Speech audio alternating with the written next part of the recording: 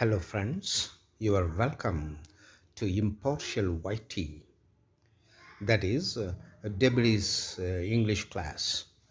ஜென்ரலாக spoken இங்கிலீஷ்க்கு grammar தேவையில்லை அப்படிங்கிற ஒரு தியரி இருக்குது. அது உண்மைதான். ஆனால் சில விஷயங்களை, சில கிராமட்டிக்கல் பாயிண்ட்ஸை நீங்கள் படித்து தான் ஆகணும். என்னென்னு கேட்டால் ஸ்ட்ராங் வேர்ப்ஸ், யாருக்குரிய 100 ஸ்ட்ராங் வேர்ப்ஸ் இருக்குது.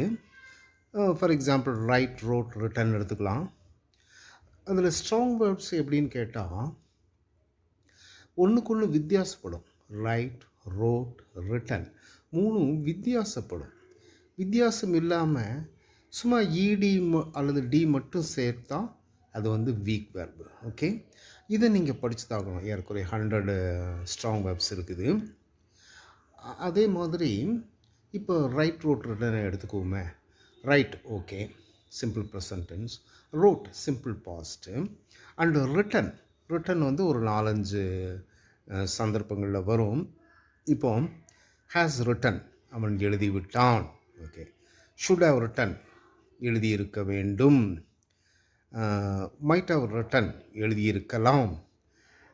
குட் ஹவ் ரிட்டன், எழுதியிருக்க முடியும். இப்படி இந்த மாதிரி சந்தர்ப்பத்தில் அந்த தேர்டு வெர்பு வரும். ஓகே, ஸோ அதை நம்ம தெரிஞ்சுக்கணும். அப்புறம் ப்ரொனன்சியேஷன் ரொம்ப முக்கியம்.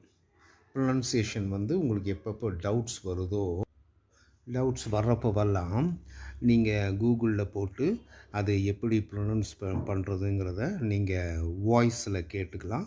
அதை அப்படித்தான் ரெக்டிஃபை பண்ணிடலாம். Okay okay.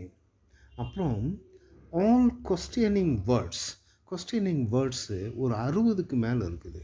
அதை நெகட்டிவ்ஸோடு தெரிஞ்சுக்கணும். இப்போ கேன் இருக்குது, அதுவும் ஒரு கொஸ்டின் வேர்டு தான். அதை can't, can you go, can't you do that, இப்படி. அப்புறம் WH கொஸ்டின்ஸ் இருக்குது, ஹாவ், ஹேட், ஹேஸ் கொஸ்டின்ஸ் இருக்குது. இந்த மாதிரி ஒரு 60 வகையான கொஸ்டின்ஸ் இருக்குது. அதை தெரிஞ்சுக்கணும். தேவைப்படுற இடத்துல எல்லாம் நெகட்டிவ் கொஸ்டின்ஸை தெரிஞ்சுக்கணும். நான் ஒரு எக்ஸாம்பிளும் கொடுத்துட்டேன் உங்களுக்கு. ஓகே. அப்புறம் ஏ ஆர் ஆன் எப்படி போடணும், எந்தெந்த சந்தர்ப்பத்தில் போடணுங்கிறத நீங்கள் தெரிஞ்சுக்கணும். அதில் AEIOUங்கிற லெட்டர் மட்டும் பார்த்தா பத்தாது. அந்த சவுண்டு ஃபார் எக்ஸாம்பிள் அம்ப்ரல்லா அப்படின்னு இருக்கும்போது யூவில் ஆரம்பிக்குது. அந்த யூ நம்ம ஆ அப்படின்னு உச்சரிக்கிறோம். யூவை யூன்னு உச்சரிக்கிறதில்ல, ஆன்னு உச்சரிக்கிறோம். அம்ப்ரல்லா. ஓகே. இப்போ யூனிவர்சிட்டி, அதில் யூவை யூன்னே உச்சரிக்கிறோம். அப்போ ஏ தான். ஸோ அந்த சவுண்டு தான் முக்கியம். இந்த டிஃப்ரென்ஸை தெரிஞ்சுக்கணும். ஓகே. அடுத்தது ஒரே வேர்டை நவுனாகவும் வெர்பாகவும் எப்படி யூஸ் பண்ணுறது அப்படிங்கிற டெக்னிக்கை நீங்கள் தெரிஞ்சுக்கணும். இது ஒரு இங்கிலீஷில் இருக்கிற ஒரு பெரிய ஃபெசிலிட்டி.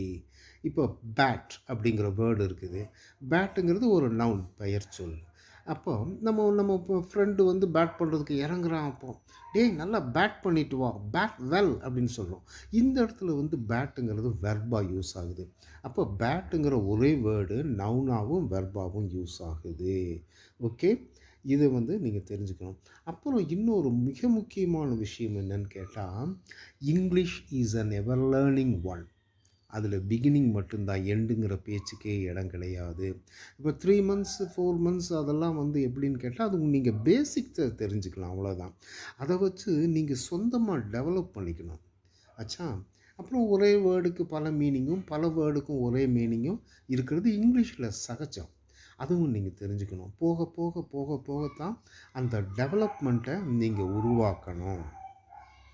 ஸோ இப்போ என்ன கன்க்ளூஷன் கேட்டால், நம்ம படித்து முடிச்சிட்டோங்கிறது இங்கிலீஷ் லாங்குவேஜில் முடியாது. நீங்கள் பேசிக்ஸ், உங்களுக்கு சென்டர்ஸ் என்ன பண்ணுவாங்கன்னா உங்களை ஸ்டார்ட் பண்ணி விட்டுருவாங்க. அப்புறம் கொஞ்சம் அதில் நாலேஜை க்ரியேட் பண்ணி விட்டுருவாங்க. நீங்கள் தான் அதை டெவலப் பண்ணணும். Alright, bye to all, bye.